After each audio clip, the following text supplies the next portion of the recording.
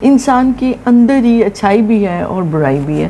تو جب وہ برائی اس پر غالب آ جاتی ہے تو جسے ہم کہتے ہیں کہ نفس جو ہے اس پر غالب آ گیا اور اس سے برے کام سرزد ہونے لگ گئے.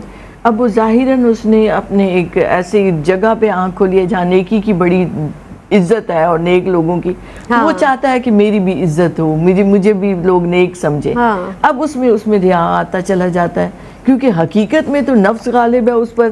اس نے نفس کے تزکیے کی تو کوشش نہیں کی اور اس کے برعکس وہ چلا گیا دنیا داری کے لیے کہ لوگ مجھے نیک سمجھے, یعنی ایک رو میں بہتا چلا گیا بس. ہاں جی. اور اس میں اس کی سبب کیا بنا؟ اس نے شہرت طلب کی, اس نے ظاہری ایک نیکوکاری کو طلب کیا کہ جسے لوگ مجھے عزت دیں. تو عزت کی طلب آئی, لوگ میرے ہاتھ چومیں, مجھے مسند پر بٹھائیں, میری عزت کریں, میرے آگے جھکیں, میری تعظیم کریں. تو ان سب چیزوں نے اس کے عمل کو خراب کر دیا چونکہ اللہ کی رضا کے لیے نہ رہا. پھر آپ دیکھیں تو ہمارے یہاں چاپلوسی, خوشامد یہ کیوں کی جاتی ہے؟ ترقی پانے کے لیے, کامیابی لانے کے لیے, جو دنیا کا یہ خالص عمل ہے.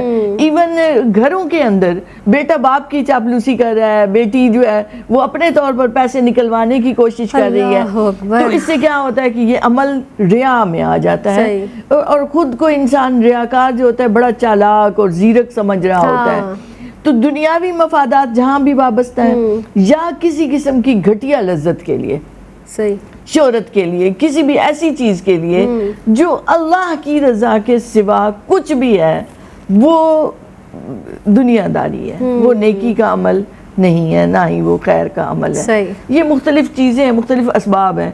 پھر آپ دیکھیں تو اللہ رب العزت نے سورہ نساء میں ارشاد فرمایا ان المنافقین فی الدرک الاسفل من النار, جہنم کے سب سے نچلے طبقے میں جگہ ہوگی منافقین کی.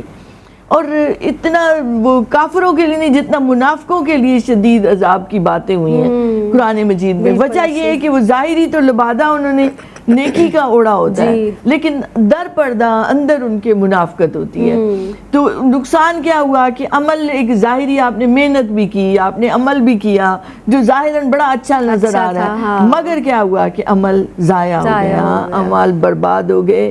جہنم میں ان کو جگہ ملی, ان کے لیے ملعون ان کے لیے کہا گیا, ان کو وہ شیطان کا دوست بن گیا. پھر آپ ظاہری بھی دیکھیں تو جس کے ظاہر اور باطن میں تضاد ہوتا ہے اس کو کوئی بھی دل سے پسند نہیں کرتا, دلوں سے اس کی ہیبت, اس کی عظمت رہتی ہی نہیں ہے. وہ بظاہر کوئی آ کے اس کو تعظیم دے بھی رہا ہے لیکن دل میں عزت نہیں ہوتی. پھر ایسا شخص معاشرتی سطح پر بھی وہ ظاہر تو اس کو مل بھی رہی ہے تو لیکن معاشرتی سطح پر اس کو ذلیل و رسوا سمجھا جاتا ہے. کوئی بھی فرد اس کو اپنا نہیں سمجھ رہا, مخلص ہی نہیں رہا. وہ تو مخلص نہیں ہے تو کوئی بھی اسے پسند نہیں کر رہا ہوتا. پھر اسی طرح سے اب وہ نیکی کر بھی رہا ہے تو نیکی ضائع ہو رہی ہے. جیسے سخاوت کی بات آئی, شہادت کی بات آئی, علم کی بات آئی, تو جگہ کہاں مل رہی ہے؟ جہنم کے سب سے نچلے طبقے میں. کتنا بڑا نقصان ہے. اور قرآن مجید میں ہی آتا ہے جس کا ابھی حوالہ بھی دیا تھا زرمینہ نے بھی کہ وہ اس کا ایسے ضائع ہو جاتا ہے نیکی کا عمل جیسے چٹان پر مٹی پڑی ہوئی ہو. اب تیز بارش ہوئی تو مٹی اوپر سے دھلی تو نیچے پتھر کا پتھر رہ گیا. تو بعین ہی ریا والے کا عمل اتنا چلا گیا کہ وہ پتھر کا پتھر رہا, دل بھی سخت رہا اس کا, اور نہ ہی نفس کا تزکیہ وہ کر پایا. اور یاد رکھیں کہ کامیابی اس کو ملی جس نے اپنے نفس کو مغلوب کیا اور تقویٰ کو, اوریجنل نیکی کو, خیر کے عمل کو اپنے اعمال پر غالب کر لیا. تو تب وہ کامیاب ہوا, تب وہ اللہ کی بارگاہ میں اس کا عمل قبول ہوا.